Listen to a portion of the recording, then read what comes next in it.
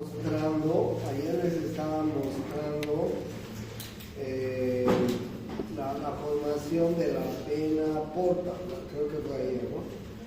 Entonces todos ustedes ya saben que la vena porta se forma a través de la unión de tres venas. Una es la vena esplénica, otra es la vena mesentérica inferior y otra es la vena mesentérica superior, con todos sus afluentes, ¿no?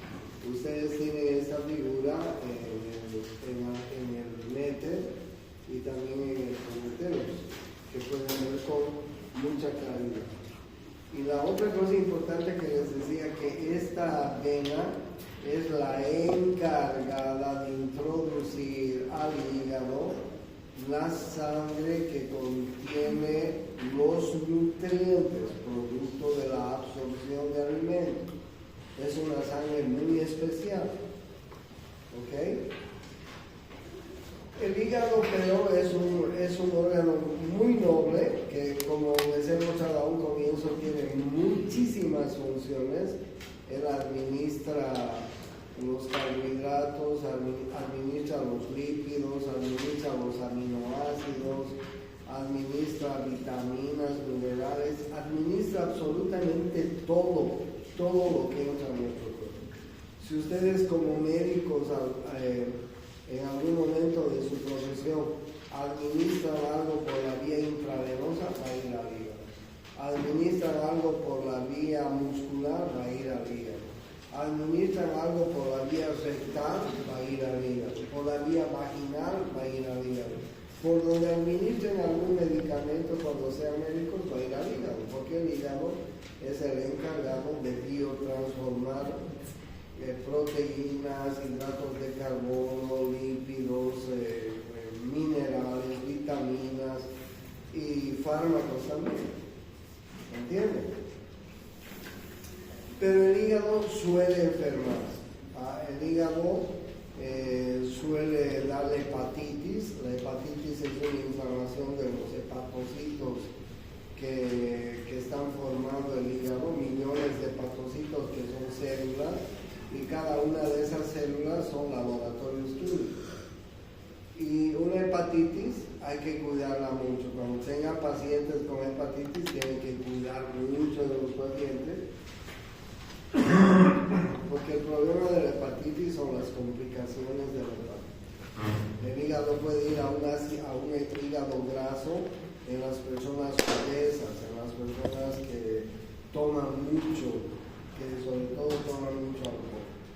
Y luego puede ir a una cirrosis o formarse también tumores en el hígado.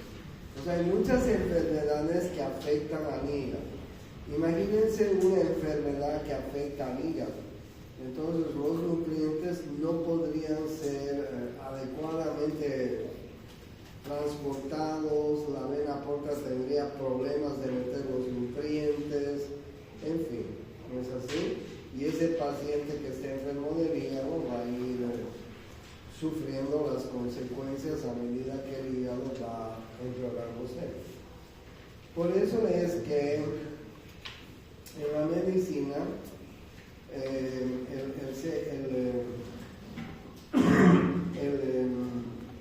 el cuerpo ha formado un otro sistema venoso que les quiero mostrar. El otro sistema venoso que les quiero mostrar, a ver si encuentro, es el sistema venoso de la vena ácidos y hemiácidos. En esta figura ustedes van a poder ver cómo se forma la vena cava inferior. Ese es el primer sistema. La vena cava inferior está formada por la unión de las dos venas ilíacas. Ahí ustedes están viendo, ¿sí? La ilíaca común se forma a partir de la unión de la ilíaca interna e ilíaca externa. Y las dos ilíacas, interna y externa, forman las venas ilíacas comunes derecha e izquierda. Estas venas ilíacas comunes forman la vena cava inferior. ¿Okay? La vena cava inferior es muy importante porque desemboca junto con la cava superior en el atrio derecho, ¿no saben ustedes? Pero hay un tercer sistema que se llama el sistema de las venas ácidos y hemiácidos, que es un tercer sistema que el organismo ha formado cuando la sangre no puede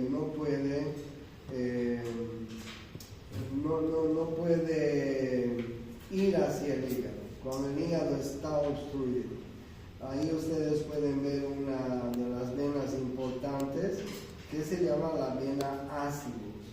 La vena ácidos, ya les voy a decir posteriormente, y la vena hemiácidos es un tercer sistema de venas que ayudan al retorno venoso en el corazón.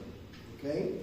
Entonces está el sistema de la vena cava superior, está el sistema de la vena cava inferior, está el sistema de la vena porta, está el sistema de la vena ácidos y hemiácidos. Miren cuántos sistemas venosos que hemos ido viendo a lo largo de la materia. Ya sabemos cómo está formada la cava superior. Ahora les estoy más o menos mencionando cómo está formada la cava inferior. Les estoy mencionando cómo se forma el sistema de la vena porta. Pero además les estoy mencionando del sistema de la ácidos y hemiácidos, que en su momento les mostraré cómo está formado. ¿Ya? Entonces hay varios sistemas, pero de todos estos sistemas, cada uno tiene una función importante. Por ejemplo, el sistema de la vena cava superior lleva la sangre venosa hacia el corazón, la sangre con CO2, desde la cabeza, el cuello y miembros superiores. Ese es el de la cava superior. El de la cava inferior lleva la sangre venosa, miembros inferiores, pelvis, abdomen. Lleva la sangre venosa al corazón. El sistema de la vena porta lleva nutrientes al hígado. Y el sistema de la vena ácidos y hemiácidos es un sistema accesorio cuando no puede funcionar adecuadamente el sistema de la vena porta, porque por alguna enfermedad se obstruye el paso hacia el hígado, ¿ya? Que luego les voy a indicar. Entonces ya saben la vena porta, cómo está formada y cuál es la función. En el abdomen hay demasiados ganglios, grupos ganglionares. ¿Sí? Miren ustedes los ganglios que hay a nivel del abdomen superior, a estómago, hígado, vías biliares, etc. ¿No? ¿Qué es el sistema linfático? ¿Cuál función tiene? El sistema linfático está formado, imagínense, está formado por un sistema de vasos sanguíneos con sus ganglios linfáticos, vasos sanguíneos con sus ganglios linfáticos, vasos sanguíneos con sus ganglios linfáticos, vasos sanguíneos con sus ganglios linfáticos. ¿Ok? Entonces, ¿cuántos sistemas de vasos sanguíneos tenemos en el organismo? 3. ¿Cuáles son? El sistema arterial. ¿Qué transportan las arterias? ¿Qué tipo de sangre? Con oxígeno, ¿no es cierto? Eso sabemos todos. La sangre arterial. La sangre venosa. ¿Qué transporta la sangre venosa? Sangre cargada de CO2, ¿no es cierto? Excepto el sistema de la vena porta, que es un paréntesis ahí especial. Y el tercer sistema es el sistema linfático. El sistema linfático es un sistema que transporta la linfa, y la linfa es un filtrado del plasma, de la parte líquida de la sangre. Pero ¿cuál es la cualidad de la linfa? Que transporta moléculas muy pesadas, con un peso molecular muy grande, ¿ok? Son muy grandes, son moléculas grandes, mayor a 200.000 unidades internacionales. ¿Y cómo se forman esas moléculas grandes? A veces cuando comemos mucha grasa, imagínense un churrasco, un chicharrón, una cara el viernes, en fin, el producto de la digestión, se forman moléculas muy pesadas que no pueden ser transportadas por las venas. Entonces ahí entra la linfa. La linfa va a transportar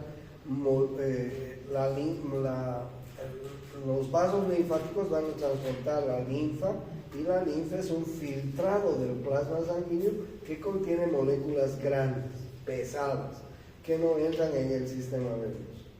Entonces esa es una función muy importante del sistema linfático. Pero el sistema linfático, además de tener los vasos sanguíneos, tienen los ganglios linfáticos. Y los ganglios linfáticos cumplen otra función. Los ganglios linfáticos son maduradores de glóbulos blancos. ¿Ok? Maduradores de formas jóvenes de glóbulos blancos. Imagínense que entre una bacteria, siempre tenemos infecciones, ¿no? En el intestino delgado, intestino grueso, en el abdomen, etc. Imagínense que tenemos una infección cercana. Entonces, en los ganglios linfáticos se van a madurar, mejor dicho, esa es la palabra, las formas jóvenes de glóbulos blancos. ¿Ok? ¿Para qué? Para que vayan a combatir bacterias, virus, parásitos, lo que nos vaya a entrar al organismo. Esa es una función muy importante de los ganglios linfáticos. Pero hay una tercera función que tiene el sistema linfático, y es la función desgraciada del sistema linfático. Transportan células cancerosas. Transporta células cancerosas. Cuando hay un cáncer de estómago, imagínense, las células cancerosas van a ser transportadas por el sistema linfático a otros órganos.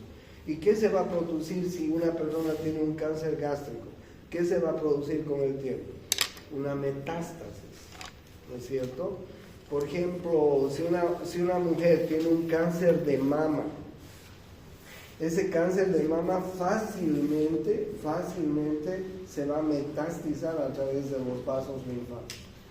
Por eso es que cuando le hacen una mastectomía a una mujer por un cáncer de mama, les doy un ejemplo muy típico, no solamente sacan la mama, no solamente sacan el tumor, sino vacían todos los ganglios que hay en la axila, que aproximadamente son 38 grupos ganglionarios. Si queda un solo ganglio, es posible que esa señora tenga metástasis en el futuro. ¿Entienden? Entonces, fíjense qué importante es los vasos linfáticos que tenemos en todo el cuerpo. Así como tenemos arterias, así como tenemos venas, tenemos también linfáticos en todo el cuerpo. Y ya les estoy contando cuál es la función de los vasos linfáticos. Entonces, ustedes en estas figuras van a poder ver cómo hay grupos ganglionares, vasos linfáticos, en todo el abdomen, distribuidos, ¿sí? Ahí tienen en el estómago, ahí tienen en el intestino, por supuesto, intestino delgado, ahí tienen en todo el intestino grueso. Miren ustedes cuántos vasos y ganglios linfáticos tenemos. ¿Quién no ha tenido alguna vez una infección intestinal? ¿Quién no ha tenido alguna vez una diarrea por haber comido algo malo en la vida? ¿Quién? ¿Alguien? Todos, ¿no es cierto? Desde que hemos nacido hasta ahora, ¿cuántas infecciones habremos tenido? Intestinales, ¿no? Cuando éramos niños, seguro nuestras mamás se preocupaban mucho por este problema, porque es frecuente en los niños. ¿Y por qué hay tantos ganglios intestinales? Porque en los ganglios linfáticos, maduran formas jovencitas de glóbulos blancos a maduros. Es más o menos como en los cuarteles. Los jóvenes van a determinada edad al cuartel. ¿A qué va el joven al cuartel? A que le enseñen a usar armas, estrategias de guerra, técnicas de guerra, por si acaso hay un conflicto bélico en un país. Para eso van los jóvenes a un cuartel, ¿no? A hacer el servicio militar. Ya sé que aquí nadie ha hecho el servicio militar. ¿Quién ha hecho el servicio militar? Miércoles, esos chusmas. Entonces, esa es la función de los ganglios. Vamos a encontrar muchos ganglios. Miren ustedes los ganglios que hay a nivel del recto, los ganglios inguinales, por ejemplo. Miren los ganglios inguinales. Si una persona tiene una infección en el aparato reproductor masculino y femenino, una infección de transmisión sexual, que es muy común y muy frecuente y aumenta cada vez más en nuestro medio. En Santa Cruz es muy importante las infecciones de transmisión sexual. Lo primero que hace el médico es buscar si los ganglios están aumentados de tamaño. Normalmente los ganglios son del tamaño de un grano de arroz, de un grano de lenteja. Así son todos conocen la lenteja, ¿no? De ese tamaño son los ganglios. Pero cuando se inflaman, crecen al tamaño de un garbanzo más o menos, o de un feijón, de un poroto. Y entonces cuando los ganglios están aumentados de tamaño, los médicos podemos tocar. Si una persona tiene una infección de transmisión sexual en sus genitales, los médicos vamos a primero palpar los ganglios. Si los ganglios están aumentados de tamaño, sí, con seguridad ese chico o esa chica tienen alguna infección de transmisión sexual. ¿Ok? Entonces nos ayudan mucho los ganglios linfáticos y además nos ayudan mucho los vasos linfáticos. Pero yo ya les estoy contando que entre las funciones de los vasos linfáticos y los ganglios linfáticos, una de las funciones desgraciadas es la de que transportan células cancerosas.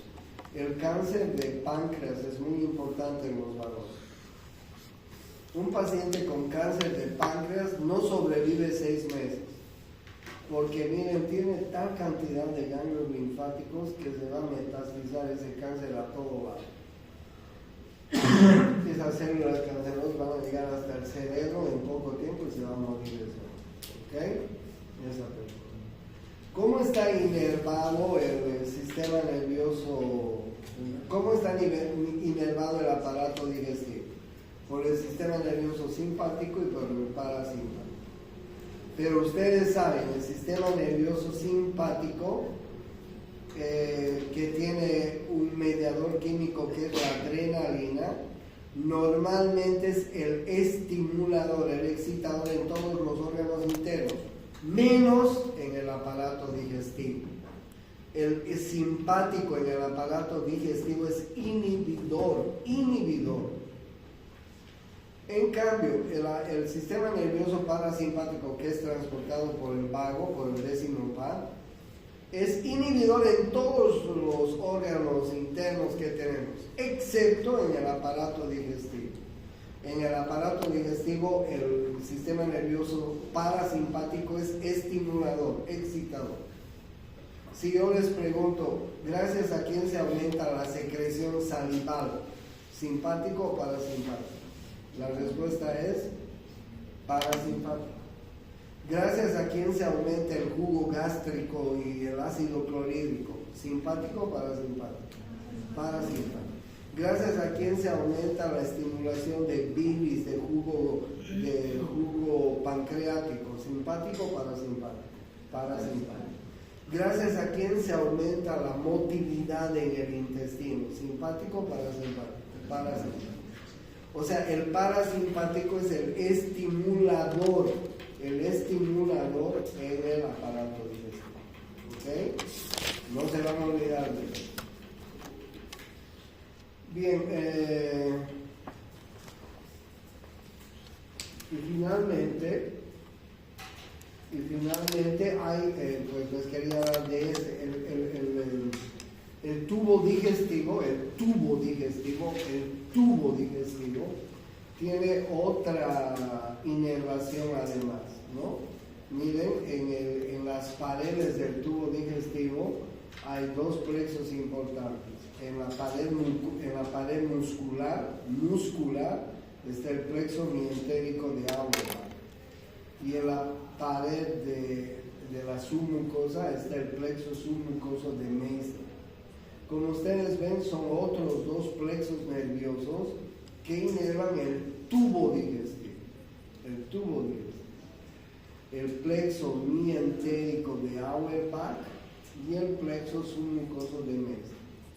Estos dos sistemas nerviosos propios del tubo digestivo le dan la elasticidad, el tono y la motilidad al tubo digestivo. Hay una enfermedad que destruye estos dos plexos, que se llama Chagas, la enfermedad de Chagas. La enfermedad de Chagas destruye estos dos plexos, por eso es que los chagásicos, cuando tienen una enfermedad muy avanzada, hacen dólico mega esófago, dólico mega colon chagásico, en fin. ¿Por qué? Porque se destruyen estos dos plexos. ¿Ok? Entonces ya saben cómo está inervado. Bien, hablemos de riñón.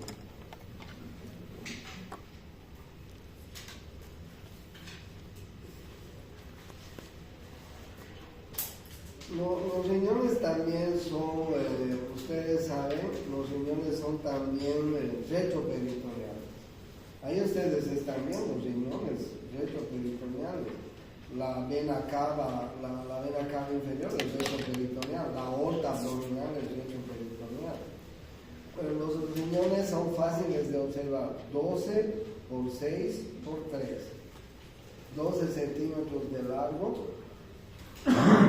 6 centímetros de ancho y 3 centímetros de profundidad. 12 por 6 por 3. No se van a olvidar, fácil de acordar. ¿Ya? Están localizados en qué cuadrantes del abdomen. ¿Cómo se llaman esos cuadrantes? ¿Qué me dice? En los flancos. Flanco derecho y flanco izquierdo. ¿Sí? Ahí están localizados. ¿Cuál riñón está más descendido, el derecho o el izquierdo en la figura? El derecho. ¿Por qué? Porque encima del derecho está el hígado desciende un poco, ¿sí? Un poquito más abajo el derecho, ¿ya? Están apoyados, ahí están viendo los órganos retroperitonales, ¿no? Están apoyados sobre dos músculos que alguna vez ya les he hablado de ellos, sobre el cuadrado lumbar y el psoas mayor. Ahí ustedes ven el cuadrado lumbar y el psoas mayor. Y además las costillas 11 y 12 protegen en parte a los riñones, ¿sí? Ahí están viendo la sombra del derecho un poquito más abajo y la sombra del izquierdo un poquito más arriba. Las costillas 11, 12 recubren un poco y descansan sobre dos músculos que se llaman el cuadrado lumbar y el psoas. Hay algo que no tienen por qué olvidarse, no tienen que olvidarse nunca, en la parte posterior del riñón pasan dos nervios, uno que se llama el ilio hipogástrico y otro que se llama el ilio inguinal. ¿Cuál es la particularidad de estos dos nervios? Miren, salen de la región lumbar,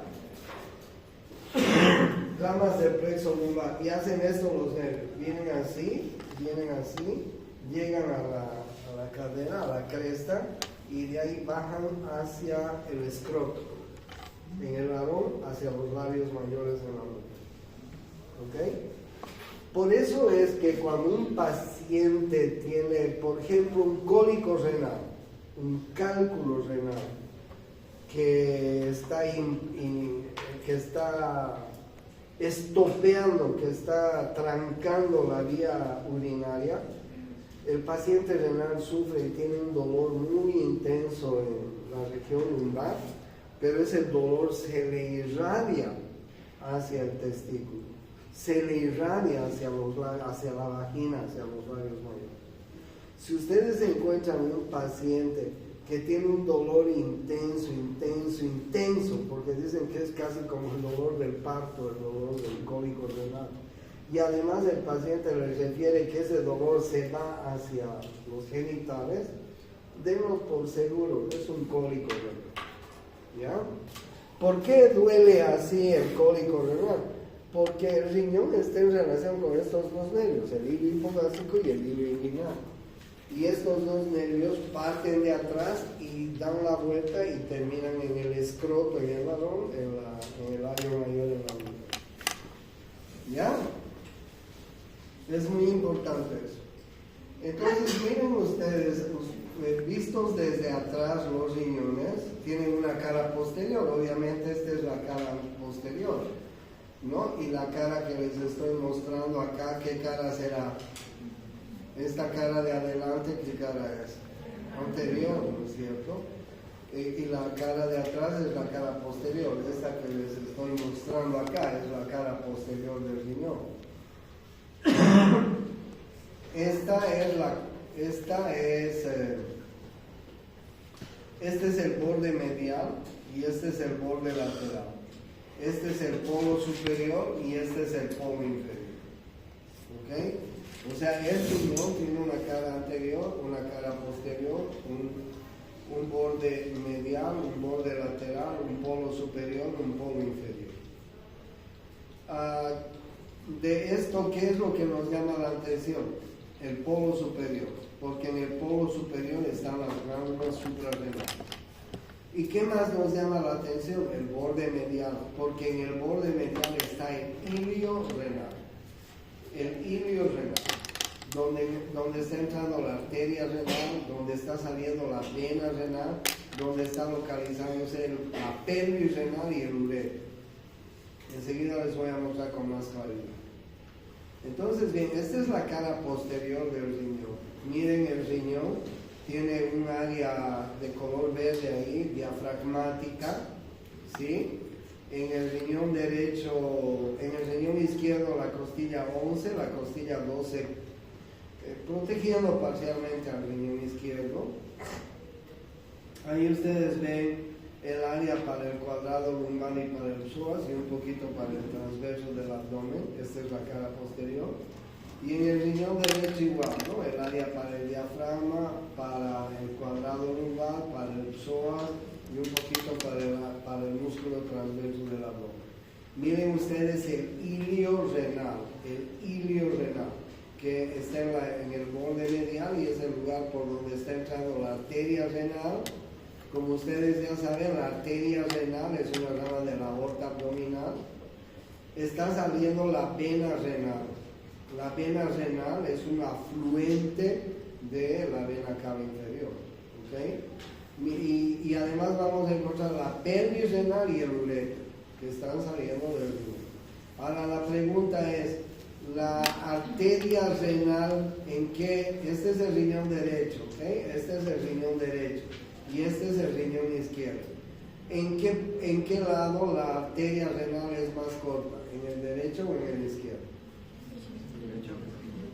Este es el lado derecho. Aquel es el lado derecho y este es el lado izquierdo.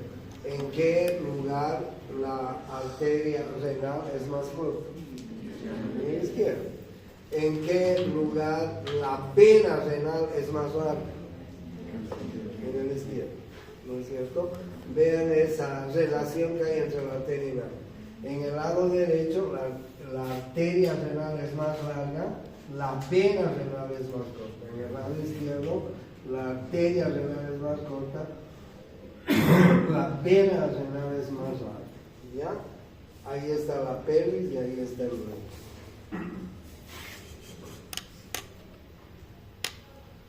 Bueno, les cuento que hay en el riñón, en la parte lumbar, ustedes pueden apreciar toda esta grasa renal, perirrenal que recubre el riñón. Es un tejido adiposo muy importante. Ustedes pueden ver ahí cómo como la cápsula adiposa, así se llama. Es una cápsula que está formada por tejido graso. La cápsula adiposa rellena, recubre todo el riñón y la glándula suprarrenal. Se llama así la cápsula adiposa. Vean ustedes cómo está conformado por grasa, ¿no? Es una grasa muy especial que se llama cápsula adiposa, ¿ya? Después de la cápsula adiposa, el riñón además, pero tiene una cápsula fibrosa. ¿Okay? La cápsula fibrosa es muy parecida a la cápsula de la lima. ¿Conocen la lima, no? Si ustedes alguna vez han pelado una lima, la cáscara de la lima es muy delgadita, ¿no es cierto? Diferente a otro tipo de cáscara. Entonces, más o menos la cápsula fibrosa es así, como la cápsula de una lima. ¿Ya? Entonces, miren, el riñón por un lado tiene una cápsula adiposa y por otro lado tiene una cápsula fibrosa. ¿Ya? Cápsula fibrosa. Esta es la cara anterior, la cara posterior, la de atrás. Este es el borde medial, este es el borde lateral.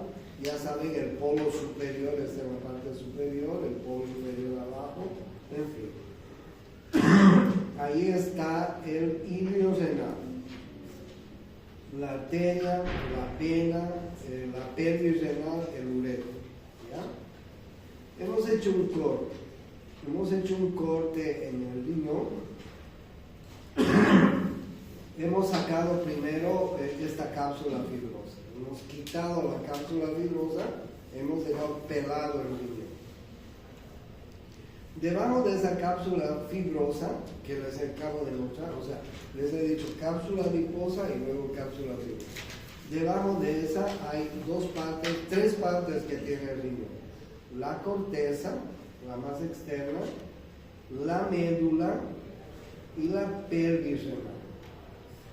¿Ya? La pelvis renal, miren, esta es la pelvis renal. Voy a empezar por la pelvis renal. Miren, la pelvis renal está prácticamente pues formándose en el ilio del riñón. ¿Qué es lo que pasa en la pelvis renal? En la pelvis renal están desembocando los cálices mayores. Miren, un cáliz mayor, dos cálices mayor, tres cálices mayores y hay un cuarto cáliz mayor en la parte posterior. Ya 3 a 4 cálices mayores. ¿Listo? ¿Quién está primero? La pelvis renal. ¿Quién desemboca en la pelvis renal? Los cálices mayores. ¿Se entiende, no? ¿Quién desemboca en los cálices mayores? Los cálices menores. Miren, un cáliz menor, otro cáliz menor, otro cáliz menor, otro cáliz menor. Aproximadamente 4 cálices menores por cada cáliz mayor. Lo mismo en este otro cáliz, lo mismo en este otro cáliz. ¿Ok? Entonces, primero está la pelvis renal. En la pelvis renal desembocan los cálices mayores. En los cálices mayores, aproximadamente 3 a 4. En los cálices mayores desembocan los cálices menores. Aproximadamente 4 cálices menores. ¿Se entiende, no? Miren quién desemboca en los cálices menores. En los cálices menores vamos a encontrar a estas formaciones que se llaman pirámides renales. Pirámides renales. Miren, tiene la forma de una pirámide pero invertida, triangular, ¿no es cierto? Parece una pirámide de esas pirámides egipcias pero invertida. Entonces aquí están las pirámides renales, pirámide, pirámide, pirámide, pirámide, pirámide, pirámide, pirámide. ¿Se entiende, no? Y en las pirámides renales vamos a encontrar en cada pirámide 500 túbulos colectores. Los túbulos colectores son como pequeñas bombillas. ¿Cómo se llaman las bombillas que pedimos cuando nos dan una soda, un refresco para tomar? Se llama bombilla, ¿no? ¿El palillo? ¿Qué se llama? Bombilla. Ok. Entonces fíjense, en cada pirámide renal tenemos túbulos colectores. y en cada pirámide renal hay 500 túbulos colectores, 500 túbulos colectores, 500 bombillas, si quieres, donde se van a ir colectando la orina pues, todo el día, ¿no? Entonces, de nuevo, pelvis renal. En la pelvis renal desembocan los cálices mayores. En los cálices mayores, los cálices menores. En los cálices mayores desembocan las pirámides renales. En las pirámides renales están los túbulos colectores. Aproximadamente 500 túbulos colectores por cada pirámide renal. ¿Ok? ¿Se entiende hasta ahí? ¿No es así? Ya. Miren ustedes los espacios que quedan entre pirámide y pirámide. Ahí ustedes ven unos espacios que quedan entre pirámide y pirámide. Ahí están viendo, ¿no es cierto? Se llaman las columnas renales. Las pirámides renales antes se las conocía como pirámides de Malpighi también. Si ven en algún texto las pirámides renales de Malpighi, está bien dicho. Y entre pirámide y pirámide están unas columnas, miren, las columnas renales se llaman también columnas de Bertin. También está bien dicho. ¿Ya? Entre pirámide y pirámide están las columnas de Bertin. Ahora bien, ¿para qué sirven las columnas de Bertin? Miren ustedes, les dije que el riñón se clasifica en tres partes, ¿no? La parte más externa se llama corteza, la parte del medio se llama médula y la parte más interna se llama pelvis. Como ustedes ven, la corteza está en la parte más externa. La médula es donde vamos a encontrar pirámides renales, cálices menores, cálices mayores, ¿no es cierto? Y de ahí la pelvis renal. ¿Se dan cuenta, no? Bien. Ahora veamos las columnas renales. ¿Qué hay en las columnas renales? Esta es una arteria. Miren ustedes la arteria, cómo se va a segmentar cuando entra al riñón. Ahí ven una arteria segmentaria, superior en este caso. No quiero que aprendan los nombres, pero quiero que sepan que hay arterias segmentarias. Miren dónde están entrando las arterias segmentarias. A un segmento, ¿no? Hay una arteria segmentaria superior, apical, que ven ustedes. Aquí hay otra arteria segmentaria anterosuperior. Por ahí está la arteria segmentaria anteroposterior. Por aquí debe estar la arteria segmentaria inferior. En fin, ¿ok? Arterias segmentarias. Miren ustedes cómo estas arterias segmentarias luego se van a dividir en arterias interlobulares. Miren ustedes cómo las arterias interlobulares se van a dividir después en arterias arqueadas. Estas ya están en las columnas renales. Esta es la columna renal. Las arterias arqueadas prácticamente están entrando a las columnas renales. ¿Sí? Las arterias arqueadas van a seguir su curso y van a terminar en arterias radiadas. En arterias radiadas que están ocupando la corteza del riñón. ¿Entienden? Entonces miren la arteria renal cómo se ha dividido, ¿no? Arteria renal primero, arterias segmentarias después, arterias interlobulares después, arterias arqueadas después, arterias radiadas después. Pero ahí no termina el chiste, les cuento, porque después de las arterias radiadas, voy a cambiar de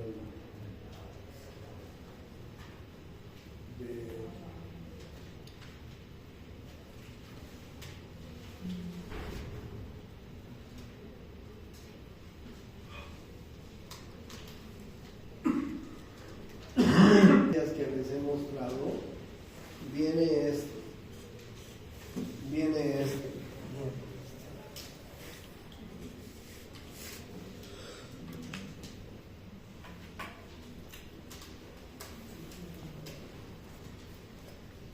cómo se divide la arteria renal, ¿no es cierto?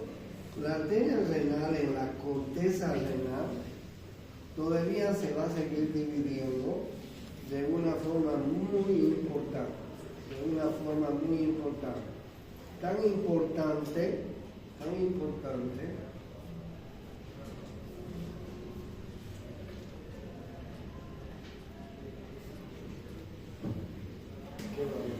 se dan cuenta cómo se ha dividido la arteria renal, ¿no es cierto?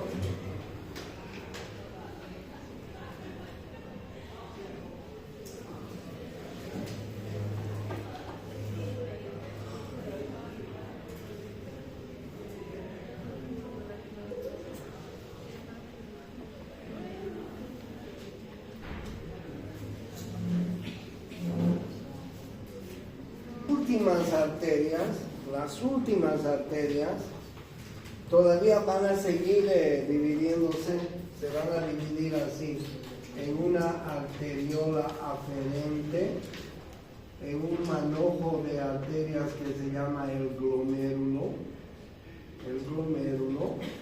y en una arteriola eferente, que están en la corteza renal. ¿Ok? Miren cómo se han ido dividiendo hasta el extremo, hasta que aquí, esta se llama arteriola aferente. Este manojo de capilares se llama glomérulo. Parece una madejita de lana, lleno de capilares. Y del glomérulo sale la arteriola eferente.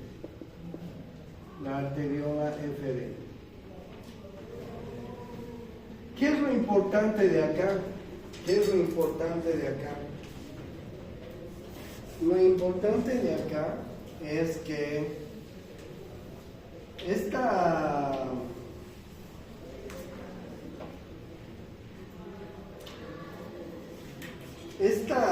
arteriola, este glomérulo se encuentra con una cápsula que se llama la cápsula de Bowman, la famosa cápsula de Bowman. ¿Ok? Y la cápsula de Bowman es una especie de una cápsula que es un filtro, filtra la sangre. Filtra la sangre.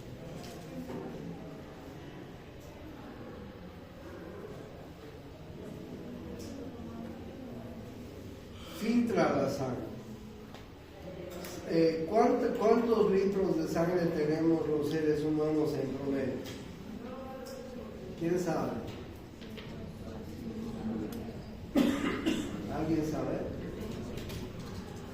4.5 a 5 litros en promedio, ¿no es cierto? Bien, 4.5 a 5 en promedio. ¿Entiende? Bien. Pero les cuento que esa sangre está filtrándose en nuestro cuerpo durante las 24 horas del día, aproximadamente unos 70 litros por cada riñón. O sea, el riñón, la cápsula de Bowman, que les estoy mostrando en el dibujo, va a filtrar la sangre aproximadamente 70 litros por día. O sea, en un día nuestro riñón aproximadamente filtra 140 litros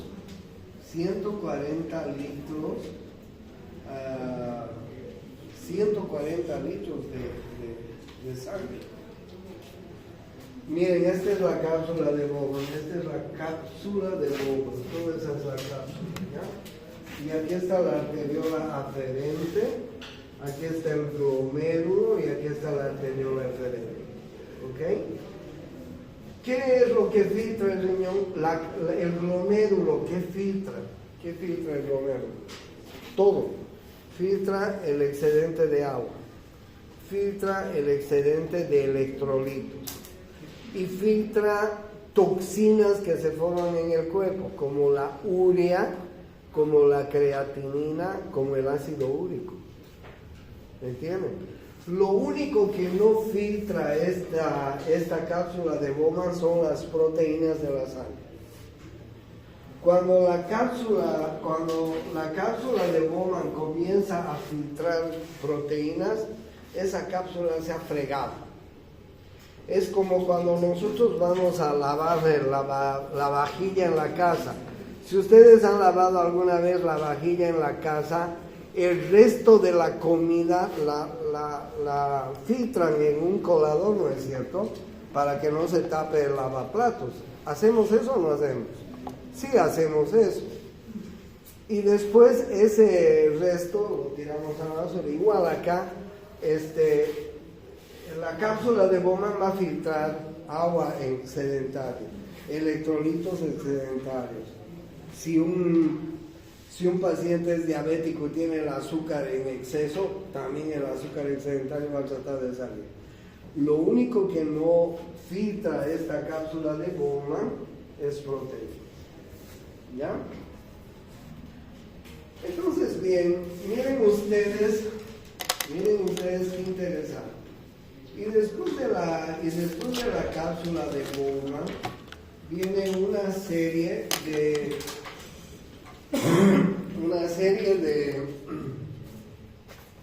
voy a usar esto para que puedan ver mejor la figura.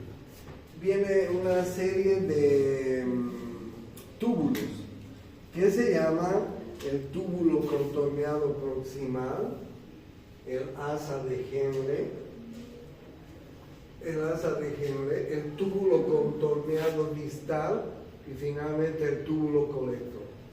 ¿Se acuerdan de los túbulos colectores, no es cierto? Entonces, miren cómo está conformado un riñón, o un nefrón, perdón, esto que les estoy mostrando es un nefrón. ¿Cómo está conformado un riñón? Arteriola aferente, glomérulo, arteriola eferente, cápsula de Bowman, túbulo contorneado proximal, asa de Henle, túbulo contorneado distal y túbulo colector, que se encuentran en las pirámides de Malpighi, 500 túbulos colectores. De esa forma está formado el nefrón. ¿Saben cuántos nefrones hay en cada riñón? 1 millón de nefrones. 1 millón de nefrones en cada riñón. Imagínense qué cantidad más espectacular. Ahora bien, ¿cuáles son las funciones del riñón? Miren ustedes. Filtra, reabsorbe, secreta y excreta. Y les voy a mostrar en una serie de animaciones cómo se conforma la filtración. Miren, así están viendo ustedes. Esta es la arteriola aferente. Este ovillo de capilares se llama glomérulo. Esta es la arteriola eferente. Aquí está la cápsula de Bowman. Este es el túbulo contorneado distal. Este es el asa de Henle. El túbulo contorneado, este es el túbulo contorneado proximal, el asa de Henle, el túbulo contorneado distal y el túbulo colector. ¿Ok? Ahora bien, yo les decía, ¿cuáles son las funciones del riñón? Filtra, claro, va a filtrar todo lo excedentario, ¿no? Filtración, esa es la función más importante del riñón. La otra función importante del riñón es reabsorción. Claro, porque no todo lo que se filtra se va a ir en orina. ¿Cuánto orinamos por día? ¿Quién sabe? 1.5 a 2 litros por día. Orinamos normalmente. Normalmente unos 5 a 2 por litro. Y entonces si cada riñón filtra 70, entre los 240 litros, pero no estamos orinando pues más de 2 litros, solamente 1.5 a 2. Por eso es que la cantidad de agua que volvemos a tomar no es más que esa, ¿no es cierto? Entonces, la mayor parte de la sangre se reabsorbe nuevamente al torrente sanguíneo. Toda la sangre se filtra y la gran mayoría de la sangre se reabsorbe. ¿Ok? ¿Cuál es la siguiente función? Secretar. Desde la sangre hasta el interior del túbulo, ¿sí? Desde transporte de las sustancias desde la sangre. Hay algunas sustancias que son tóxicas al organismo. La urea, por ejemplo, es tóxica. La creatinina es tóxica. El ácido úrico es tóxico. Medicamentos que pues se han metabolizado y sus elementos tóxicos tienen que eliminarse, ¿no es cierto? Se eliminan por ahí. Entonces, muchas de esas toxinas que formamos en el organismo son eliminadas a través de la secreción por el organismo. Y finalmente, la última función es la excreción. Excretamos todos estos elementos que se han filtrado, se han secretado, eliminamos a través de la orina. Aquí están los túbulos colectores. ¿Dónde estaban los túbulos colectores? ¿Se acuerdan? En las pirámides renales. Y las pirámides renales desembocaban en los cálices menores. Y los cálices menores desembocaban en los cálices mayores. Y los cálices mayores desembocaban en la pelvis renal. Y la pelvis renal desembocaba en el uretra.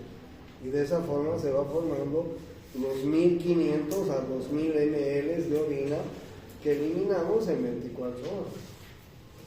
¿Entienden? Interesante, ¿no? En fisiología ustedes van a aprender. En fisiología van a aprender para qué está esta tubuladura que tiene un nefrón, porque en cada segmento se reabsorbe algo, se secreta algo, en fin. Para darles un ejemplo, en el túbulo contorneado proximal se reabsorbe sodio, cloro, calcio, magnesio, agua se reabsorbe y otros compuestos se reabsorben. Pero eso les van a enseñar en fisiología. Pero para que ustedes se den cuenta que estos túbulos no están de adorno, sino cumplen una función. Que en fisiología les van a enseñar. ¿Ya? Una cosa más que les quiero decir. Entre la arteriola aferente y la arteriola eferente, miren, arteriola aferente y arteriola eferente, hay un grupo de células que son raras, que son distintas y que los investigadores han llamado la mácula densa. Y esta mácula densa forma un aparato que se llama yuxtaglomerulado. Así como en el páncreas alguien descubrió miércoles, no habían sido solo acinos pancreáticos, había habido islotes que tienen células alfa, beta y gamma que fabrican hormonas. Igual acá este grupo de células que se llaman la mácula densa forman el aparato yuxtaglomerular del riñón. Cáspita, ¿qué miércoles es eso? Este conjunto de células que ustedes ven fabrica una hormona. Y la hormona se llama renina. La renina transporta el angiotensinógeno, que es un producto fabricado en el hígado. La renina lo transforma en angiotensina 1. La angiotensina 1 se transforma en angiotensina 2 gracias a una enzima que fabrica el pulmón, enzima convertidora de angiotensina, ECA. Y la angiotensina 2, cuando se transforma en angiotensina 2, el angiotensinógeno, angiotensina 2, miren lo que hace.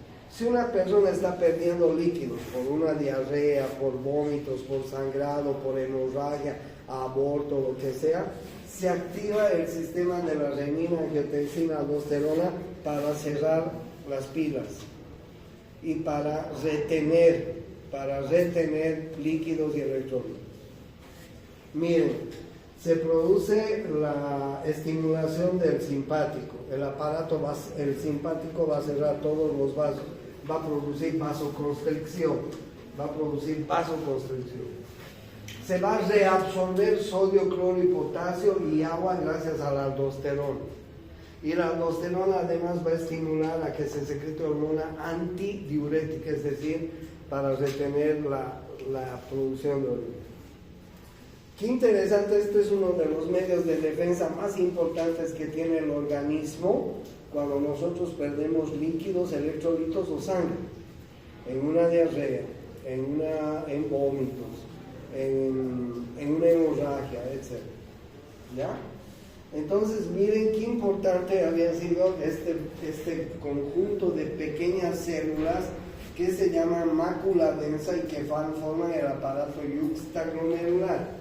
Y el aparato yuxtaglomerular tiene la función de fabricar una hormona que se llama renina.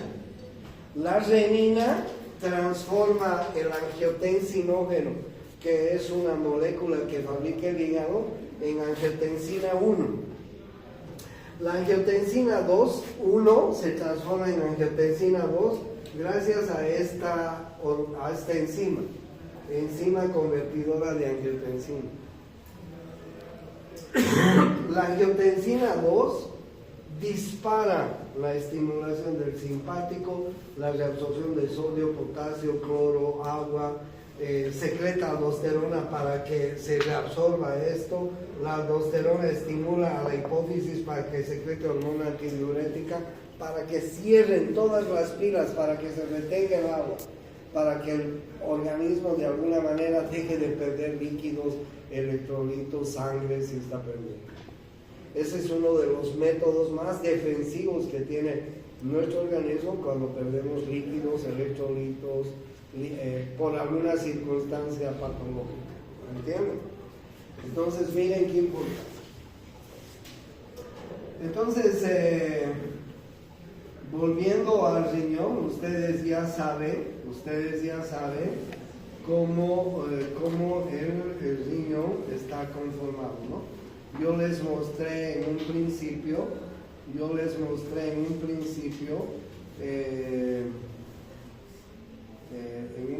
les estaba mostrando en el meter, les estaba mostrando cómo estaba conformado el riñón. Y les estaba diciendo que cuando hablamos de arteria renal, pues esta arteria renal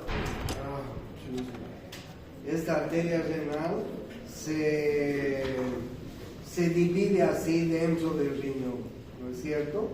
Miren ustedes la arteria renal y llega hasta la corteza renal en forma de arteriola aferente, glomérulo, arteriola eferente, de tal manera que estas arteriolas van a formar los nefrones dentro del riñón.